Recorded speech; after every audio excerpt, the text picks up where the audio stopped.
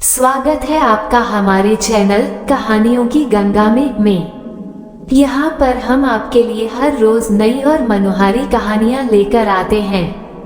आज की हमारी कहानी है 7 भाइयों की जो अपनी ही बहन को मारकर खा गए। तो चलिए शुरू करते हैं। एक राजा के 7 बेटे और एक बेटी थी जो जीवन भर खुश रहते थे।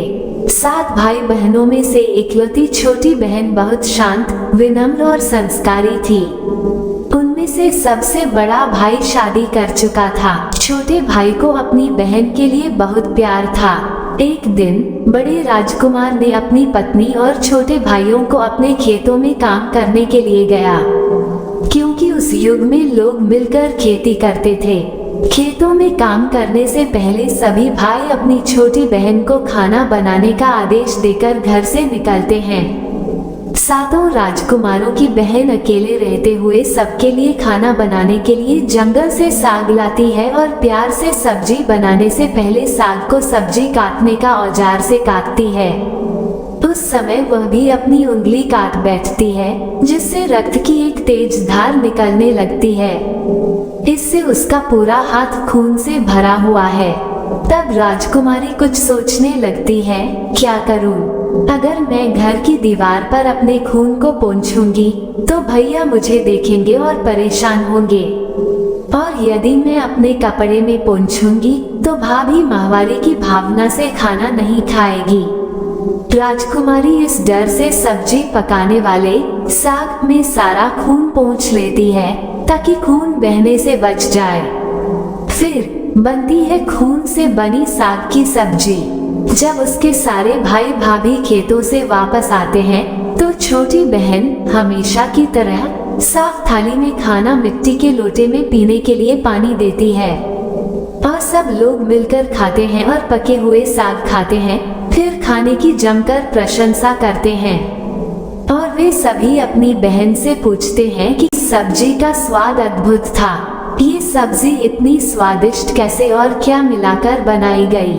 पहले राजकुमारी डर गई कि भाइयों को पता न चले कि उंगली कट गई है। फिर वह थोड़ा सोचकर कहती है, कुछ नहीं भैया, मैं सब्जी हमेशा की तरह पकाती हूँ। अगले दिन राजकुमारी 7 भाइयों के अनुरोध पर फिर से वही साग की सब्जी बनाती है, लेकिन भाइयों को पिछले दिन की तरह खुशी नहीं मिलती। फिर 3 या 4 बार ऐसा ही अनुरोध आया, लेकिन खून से भरे साग का स्वाद उनके मन से नहीं निकल रहा था। 7 भाई और भाभी ने उससे उस दिन खाना बनाने का तरीका पूछने की जिज्ञासा व्यक्त की। मजबूरन पूरी घटना राजकुमारी को बतानी पड़ी। सच्चाई जानने पर दूसरा भाई बहुत लालची था। उसने अपने बाकी भाइयों को बताया, बहन का खून इतना स्वादिष्ट लगा तो इसका मांस कितना स्वादिष्ट होगा। ये कहते ही सभी भाई बहस करने लगते हैं। राजकुमारी को मारकर उसका मांस खाने के लिए सभी भाइयों ने सहमति दी थी, सिवाय सबसे छोटे भाई के। सभी के मुंह से लार टपकने लगती है जब वे मांस खाने की कल्पना करते हैं। स्वादिष्ट भोजन करने के लिए भाइयों का मन बहुत लालची हो गया था। अगले दिन 7 ने बहन को मारकर उसका मांस बनाने का विचार बनाया।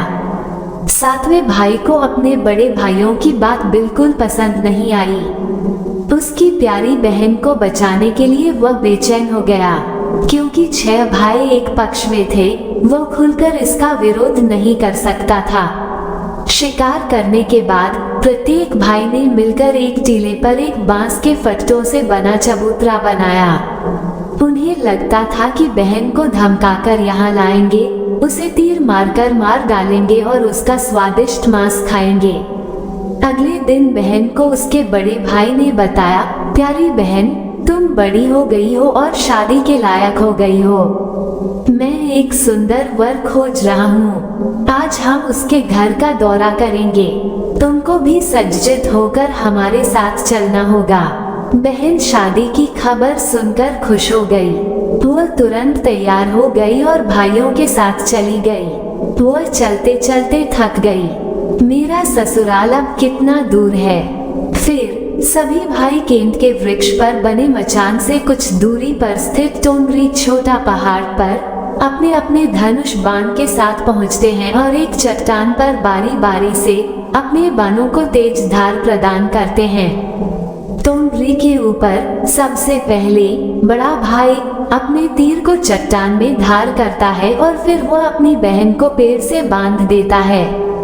बड़ा भाई हाथों में धनुष बाण लेकर जब प्रहार करने को तैयार हुआ, इस पर राजकुमारी पूरी बातों को समझ जाती है कि भाइयों का क्या इरादा है और अपनी मातृभाषा में गीत गाने लगती है। बिंदु बिंदु दादा, छाती ताइक ताइक, अर्थात जान से मारना ही है दादा साहब, तो तीर को सीधे मेरे छाती में वार करो, इधर उधर तीर क्यों चला रहे हो। फिर सभी भाई बारी बारी से अपने तीर की धार को तेज करते हैं और राजकुमारी पर निशाना लगाकर तीरों को छोड़ते हैं। छहों भाइयों का निशाना खाली जाता है और सातवां भाई, जो सबसे छोटा था, वो तीर चलाने से इनकार कर देता है क्योंकि उसे अपनी छोटी बहन से बहुत लगाव था और धनुष बाण चलाने में सभी राजकुमारों में सबसे निपुण था। सभी भाई छोटे भाई को बोलते हैं, पूरी ताकत से तीर चलाना, बहन को एक ही बार में ढेर करना। यदि तुम्हारा निशाना चूक गया तो तुम जिंदा नहीं बचोगे, हम सब मिलकर तुम्हें मार देंगे। बहन ने छोटे भाई की जान खतरे में पड़ते देखा। उसने अपनी जान न्योछावर करके उसे बचाने का निश्चय किया। वो ईश्वर से प्रार्थना करने लगी कि ईश्वर, मेरे भाई का तीर मेरी छाती भेदने में सफल हो जाए। छोटे भाई ने तीर चलाया, उसका तीर बहन के पेट पर जा लगा। वह दर्द से तड़प उठी। कुछ देर छटपटाने के बाद उसके प्राण निकल गए। वह बेजान हो गई। अपनी कुटिल योजना सफल होने पर 6 भाई बहुत खुश हो गए। सातों ने मिलकर मृत बहन का शरीर पेड़ से नीचे उतारा। 6 भाइयों ने मिलकर बहन के शरीर की बोटी बोटी काट डाली। बड़े भाई ने 7वें को जंगल से लकड़ी और पानी लाने का आदेश दिया। छोटा भाई पानी और लकड़ियों के साथ साथ कुछ मछली और केकड़े ले आया। वो अंदर अंदर बहुत व्यथित था। उसके भाई बहन का मांस बड़े चाव से पका रहे थे, परंतु वह अपनी प्यारी बहन का मांस नहीं खा पाएगा। लेकिन अगर नहीं खाएगा तो अन्य भाई उसे भी मार देंगे। उसने मांस बनाते समय चुपके से अपने साथ लाई मछलियों और केकड़ों को आग में दे दिया और अपना खाना जुगाड़ किया। चावल और मांस तैयार हो गया। जमीन पर केले के पत्ते बिछाकर उसमें सबके लिए खाना परोसा गया। छोटे भाई ने पहले ही अपने बैठने के स्थान पर एक छोटा गड्ढा खोद रखा था। उसने अपनी पत्तल में परोसे गए नरमांस को चुपके से गड्ढे में डाल दिया और मछली भात खाने लगा।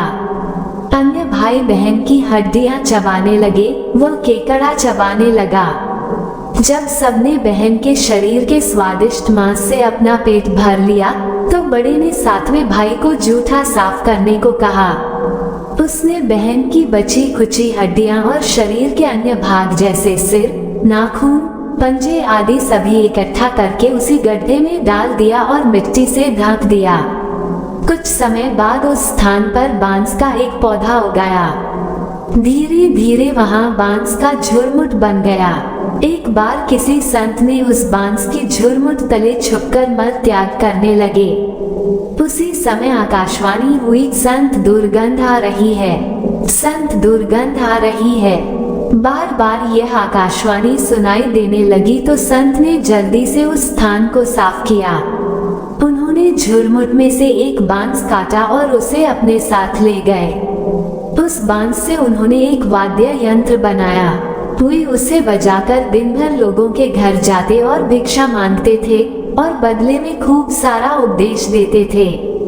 एक दिन संत भिक्षा के लिए बड़े भाई के द्वार पर गए।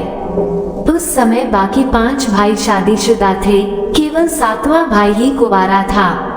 जब संत ने बड़े भाई के आंगन में कदम रखा तब उनका यंत्र स्वयं बोल उठा, नहीं बजो रे यंत्र, यही है दुश्मन सबसे बड़ा, बड़े भाई के घर नहीं बजो रे यंत्र। दया प्रेम सब छोड़कर रिश्ते में यही दाग लगाया, नहीं बजो रे यंत्र, यही है दुश्मन सबसे बड़ा, बड़े भाई के घर नहीं बजो रे यंत्र। संत के बाजे से बार बार निकल रही इस रुदन से बड़े भाई के पसीने छूटने लगे। उसने अपनी पत्नी से योगी को तुरंत भिक्षा देकर विदा करने को कहा।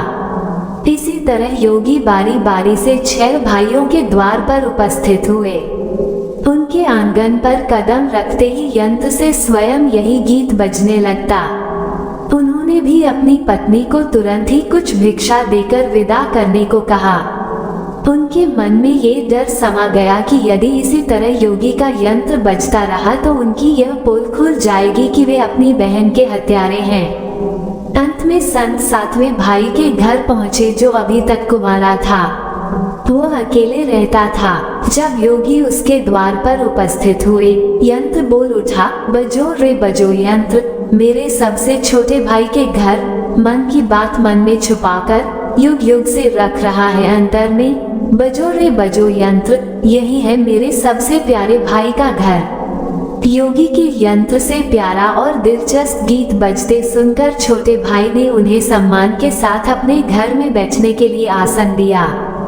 तांबूल पान और जलपान से उनका सत्कार किया। इसके बाद यंत्र के विषय में चर्चा हुई। योगी ने यंत्र की जन्म कहानी सविस्तार सुनाई। छोटे भाई ने उस यंत्र को उसे देने की प्रार्थना की तो योगी ने उसे छोटे भाई को सौंप दिया। योगी के चले जाने के बाद छोटे भाई ने यंत्र को अपने बिस्तर के सिरहाने की तरफ एक साफ सुथरे स्थान पर धूप दीप जलाकर सम्मान के साथ रखा। कुछ दिनों के बाद छोटे भाई के घर में कुछ परिवर्तन दिखाई देने लगे। जब भी वह काम से लौटकर घर आता, सारा घर साफ सुथरा पाता। जब रोज रोज यही बात दोहराने लगी तो छोटे भाई ने अपनी भाभीियों के घर जाकर पूछा, मेरी गैर हाजिरी में आप लोग मेरा घर साफ करते हैं क्या? सभी ने जवाब दिया, हमें अपने घर के कामकाज से फुर्सत नहीं है, तुम्हारा घर कैसे साफ करती? छोटे भाई ने निश्चय किया कि आज वह छुपकर देखेगा कि उसका घर कौन साफ करता है। वह घर के कोने में छुप गया। घर सुनसान होते ही स्थापित यंत्र से उसकी बहन की शक्ल की एक लड़की निकली। घर का सारा काम किया और फिर उस यंत्र में समा गई। छोटे भाई ने यह बात अपनी बड़ी भाभी को बताई। बड़ी भाभी ने उसे समझाया, ज्यों ही लड़की यंत्र से बाहर निकलेगी तुम यंत्र को आग के हवाले कर देना, फिर उस पर तुलसी जल छिड़क देना, फिर देखना क्या होता है। छोटे भाई ने बड़ी भाभी के कहे मुताबिक काम किया। उसने लड़की के निकलते ही यंत्र को आग में डाल दिया और लड़की पर पवित्र तुलसी जल का छिड़काव किया। तुलसी जल के स्पर्श से वह मानव रूप में आई। भाई ने देखा ये तो उसकी प्यारी बहन है। उसने अपनी बहन को गले से लगा लिया। बहन बोली कि भाई वह मैं ही थी जो तुम्हारा घर साफ किया करती थी। मेरी आत्मा भटक रही थी, तुम्हारे यंत्र को आग में डालने से मेरी आत्मा को मुक्ति मिल गई। अब मैं जा रही हूँ भाई, तुम अपना ख्याल रखना। ये कहकर उसकी बहन गायब हो गई। इस कहानी से हमें ये सीखने को मिलता है कि निस्वार्थ प्रेम ही रिश्तों को बनाए रखता है। कभी कभी स्वार्थ में इतने अंधे न हो जाएं कि अच्छाई और बुराई में फर्क ही न दिखे।